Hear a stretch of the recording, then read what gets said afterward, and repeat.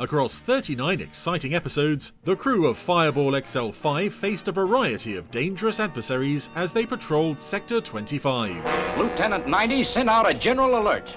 This is an emergency. Yes, sir. In addition to the show's regular pair of villains, the Subterranes of Planet 4-6, We will avenge the capture of our leader. and Boris and Griselda Space Spy, I'm sorry to delay you, Griselda, my dear. Shut up, you fool. there was also an assortment of guest villains who each only made one appearance in the series. This I know, Zodiac. Some were renegade robots, Robots of the jury, how do you find the prisoners? some were plant men from outer space, May I introduce the Chloroform, the master of the plant world. and some were one-eyed brains in jars with ambitions of universal domination. You are in time to see me conquer the universe.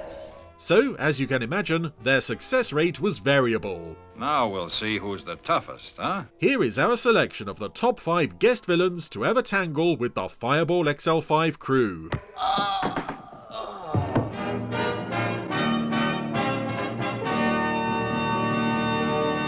Number 5. The Domeheads, from Robert to the Rescue. What are you talking about, Professor? I thought it was plain enough. I found a new planet with my telescope. When Professor Matic discovers a new planet through his telescope, I decided to call it the Planet Matic. Fireball XL5 is dispatched to investigate, It's fantastic! An artificial planet! only to find itself pulled inside the vast artificial sphere and confronted by its 2 Domehead controllers, Megar and Proton. We did not wish to take you, people, prisoners. But you found our planet, so we had no choice. Fearful of their world being discovered, the pair decide to wipe the XL5 crew's memories and put them to work as slaves. We cannot release you. We shall, however, make you one of us. And it's only thanks to Robert the Robot that they are able to escape, eventually recovering their identities, but with no memory of what went on inside the sphere. In other words, it never really happened at all. Or did it? The Domeheads are among the more memorable XL5 villains because of how much we don't know about them. Who are they? Where did they come from? Did they have any other plan beyond just keeping to themselves? Well, At the end of the episode, they decide to, Leave this galaxy forever. in order to avoid being discovered again. But what happened to make them so paranoid in the first place? And why do they choose to live in almost total darkness? Don't question orders. We must obey them. Of course. We must obey. Must obey. Yet it's in their chilling treatment of the XL5 crew that the Domeheads earn a spot on this list. Tell me your name. Tell me about Earth. What's Earth? Seeing Matt, Venus, and then Steve strapped to chairs that gradually strip them of their memories, not only of each other but of anything they knew before arriving in the sphere, and then enslaved as honorary Domeheads, is one of the show's more nightmarish sequences. Venus, you see, is now one of us, as you will be. And that's before they make Venus throw poor old Robert onto a conveyor belt leading into their furnace. That should be enough. Come, let us leave immediately.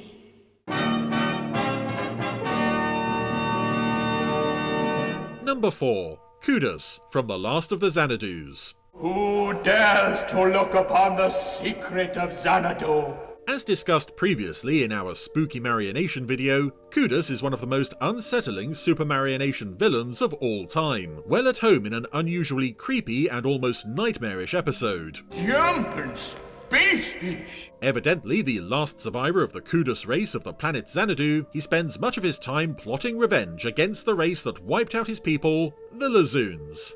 Yes, really. The end of all the zones is at hand. When not working on that, he likes to spend his spare time in the throne room of his ice palace, surrounded by terrifying portraits of his ancestors, giving speeches to pre-recorded cheers from the long-dead residents of Xanadu. Oh, how horrible! That, coupled with his wide, bulging eyes, presents an unsettling picture of a genuinely and dangerously unhinged individual.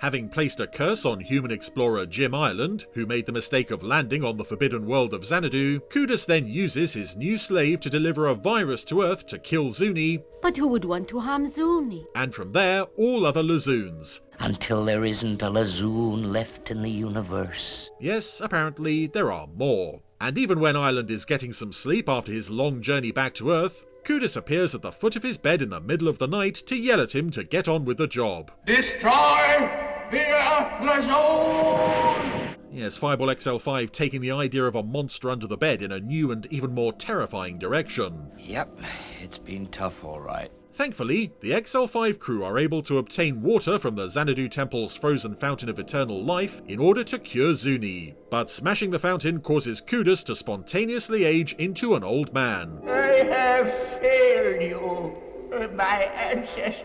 Rather than live with his failure or infirmity, Kudus chooses to commit suicide by blowing up the temple entirely. And so the universe lost one of its leading boggle-eyed lunatics. Be silent.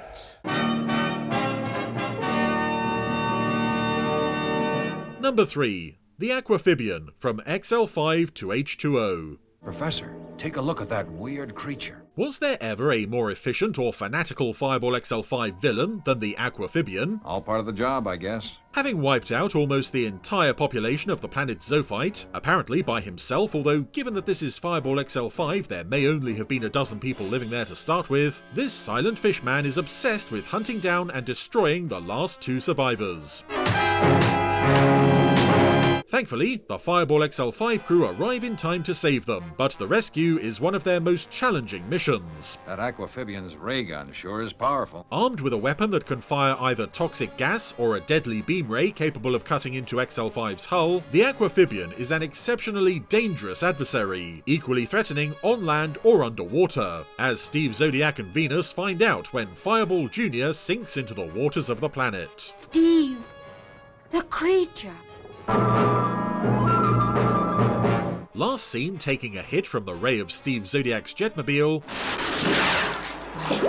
the wounded Aquafibian still managed to escape, no doubt to enjoy the now abandoned Zophite in peace, as well as provide inspiration for the design of Titan's Aquafibian soldiers in Stingray. The Aquafibians are triumphant. Good. Number 2. The Granatoids, from the Granatoid tanks. This is serious! An army of robots in tanks rolling unstoppably along, destroying everything in their path, the Granatoids menace a pair of scientists looking to make Planet 73 habitable for human life. Proceed to the man's laboratory and destroy. And yet, their ambitions extend far beyond that alone. The nomadic Granatoids are described as having Been seeking a home for years. and their efforts to take Planet 73 are their latest attempt to find a world of their own. Destroy all obstacles. In keeping with the standard Fireball XL5 presentation of its villains, we only actually see 2 Granatoids, played by puppets which had previously appeared as robots in Supercar, but the larger formation of tanks make it feel like our heroes are for once facing a genuinely massive invading force more akin to a swarming insect hive, an idea that is reflected in the insect-like appearance of the tanks themselves. The Granatoid tanks are surrounding us. We can't reach the ship. Although there are only 6 of them, their awesome firepower means only a sheer fluke is able to prevent the marauding robots from taking the planet and destroying the XL5 crew. Said fluke being a little old lady with a magic necklace, but still, they would have succeeded if not for that. Abandon mission. Abandon mission. It's mentioned that the XL5 crew had tangled with the Granatoids once before, Oh, no, not those things again.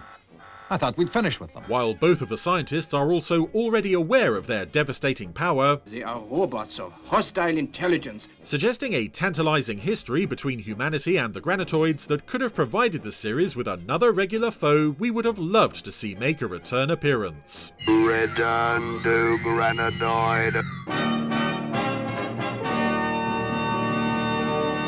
Number 1. Growth and Deblis, from Convict in Space. You'll never get me to the space pen, Zodiac. Never!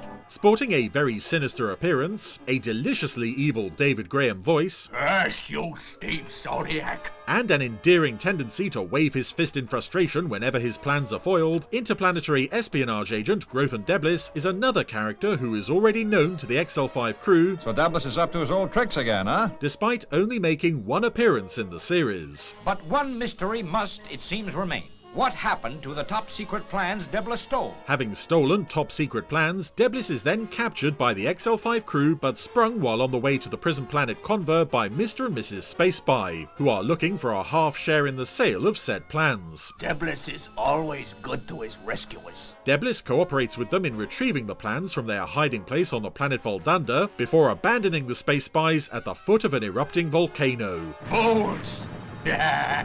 No one makes deals with Grothan Deblis.